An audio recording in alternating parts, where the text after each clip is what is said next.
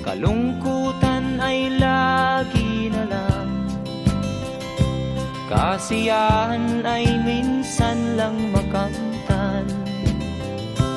O buhay,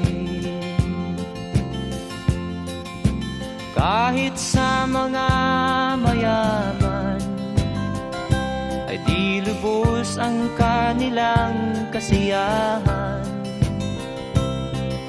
Sa buhay ng mahirap ay gayon din, lalo pat kay dami mong mga utang. O buhay,